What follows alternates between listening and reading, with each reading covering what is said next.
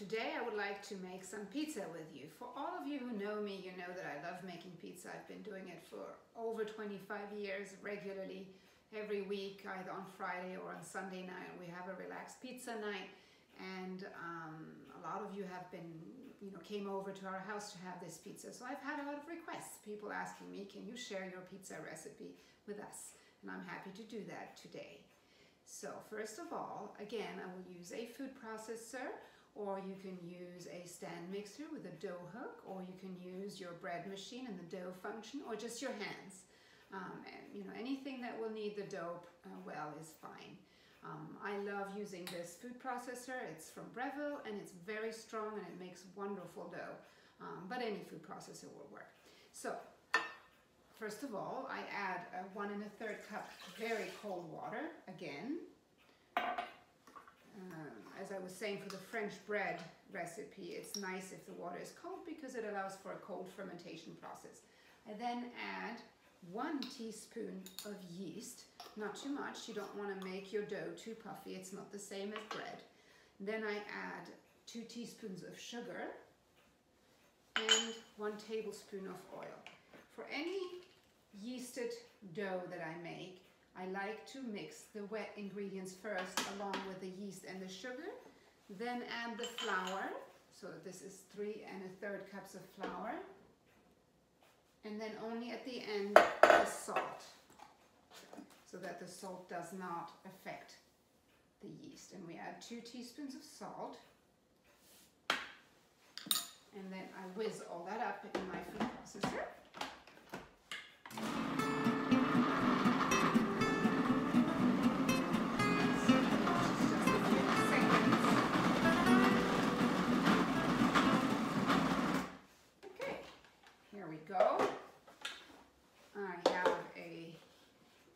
Very nice ball of dough. To assemble it a little bit, that's easy enough.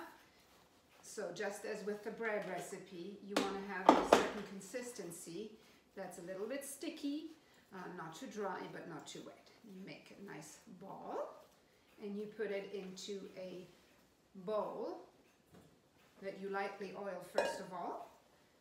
Put the dough in there, and then you let it rise for a couple of hours. Now, ideally, if you do have the time, if you can let the dough rise overnight, that's perfect. I don't have that time today. It's Friday afternoon, 4 o'clock, and we would like to have pizza tonight. So that'll do. It's going to be just fine. All right. So now we just have to wait for those 2 hours until I can roll out the dough and start making the pizza. In the meantime, I will be preparing all the toppings. All the ingredients that we like to put on. Seeing that it's a Good Friday, we will be completely meatless, although that's what we do generally anyway, but I will give you a few ideas, and of course it's all up to you. Anything that you like is perfect as a topping. All right, I'll see you later.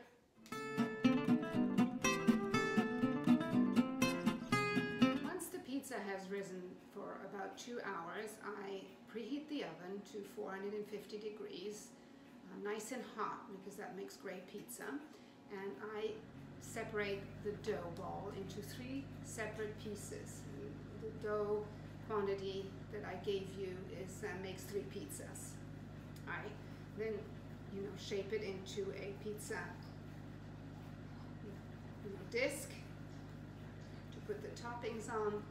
And again, when you do leave the pizza dough in the fridge overnight, the dough becomes much more easy to handle, much easier to handle. It's a little bit tougher when you do it right away on the same day, but it works. You just have to be a little bit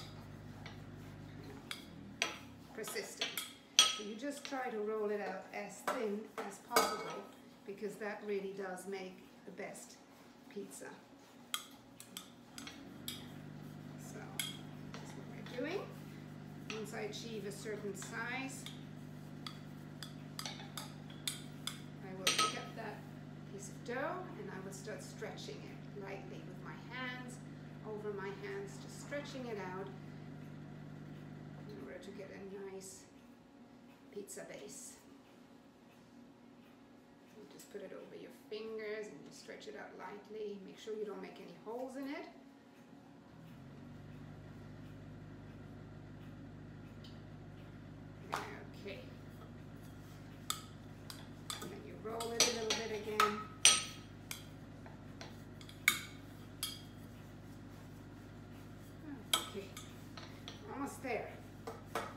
a little bit of work, but it's worth it.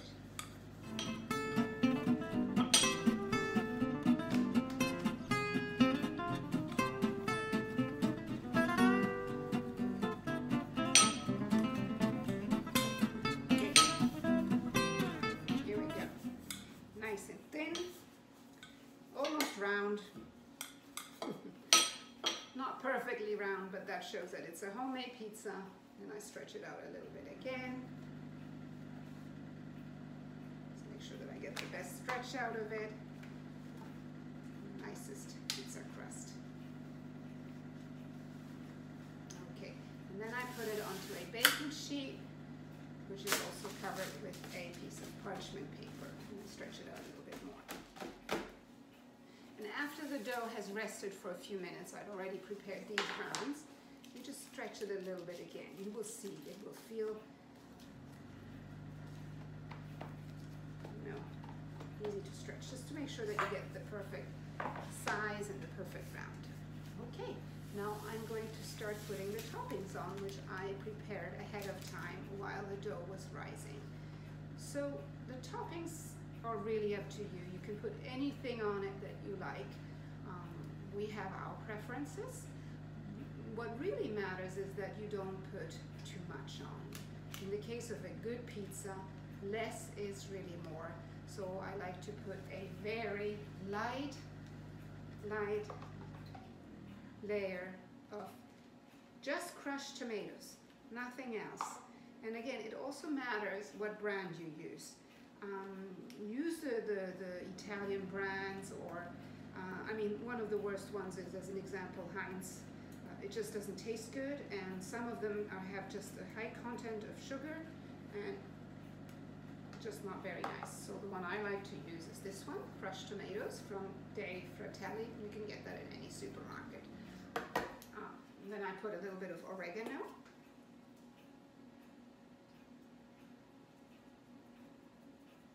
On it, and as you can see, the layer of tomato sauce is very, very light, almost transparent. Makes it better. So this one will be my vegetarian pizza. I have cut up some mozzarella cheese. I found the best brand. It's the Garnish, great for slicing. Again, you can get that in any supermarket, but it works really well on pizza. And I cut it very, very thinly, and I lay it on top of the pizza. I leave little gaps. Again, you don't want to overload your pizza. Too much cheese is not really that great. And so I put the thin layer of the mozzarella cheese on there. And so just a few minutes. So this pizza that I will be making is one of our favorites. It's a vegetarian pizza. What I do ahead of time, I grill some vegetables like zucchini and onions and eggplant, or you can even do mushrooms. I mean, again, you can be creative. Okay, so once I've put on the mozzarella cheese, I just take a light sprinkling of Parmesan, grated Parmesan cheese, and put that over it. So it does enhance the cheese flavor and gives it a little bit of, sharpness, because mozzarella cheese is a little bit bland. And then I will put my grilled vegetables that I've done ahead of time. So I have zucchini, and I have aubergine, eggplant, you say. And again, you can just do it the way you think is pretty. It's just the fun of it. I've also done some onions, a little bit. Could put some olives on there. Basically anything you like. All right. So let's see. Make that a little bit more artistic. Okay.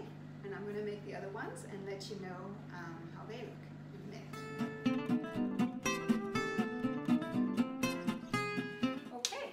So now I left the pizza in for about 10 minutes. You have to judge. It depends on how hot your oven is. It's at 460 degrees, so quite hot. And look at how lovely this looks. This is the pizza with the grilled vegetables. And I will also show you the other pizzas that I made with the toppings.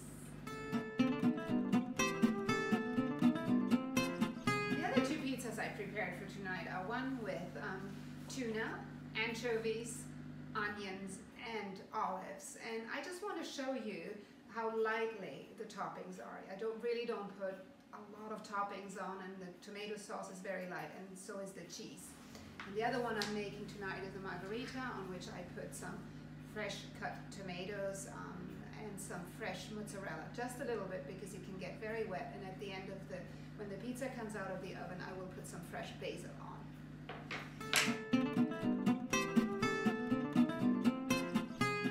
A kitchen tool I really love is my pizza maker from Breville. So it sounds like I'm making a lot of advertising for Breville, but it is a truly good brand, and I'm not getting a commission from them. But in any case, if you want to have a good pizza maker, this one is perfect. You don't have to start up your whole oven, your kitchen doesn't get hot, and it makes perfect pizza every time. So what I do is I cut out a round of parchment paper, I put it on a pizza peel, and then I just slide the pizza in here. As you can see, it has a stone, and then it has the very hot coils up there in the top part. And you just slide the pizza in there. If it's a little bit too big, you press it together to make sure that it doesn't stick out. And then you close it. And you'll get a perfect pizza coming out of this in about 5 to 10 minutes. You just have to check.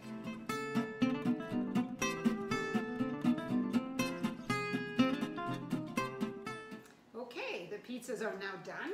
I'm taking the last one out of the pizza maker. So they look so good. So here we go. Just wanted to show you. This is the margherita. This is the one with the grilled vegetables. And this is the tuna one. Can't wait to eat this. So we're obviously not going to eat all of them tonight, but it's great for leftovers. Okay, enjoy, and I hope you will also enjoy making a lovely pizza. Bye.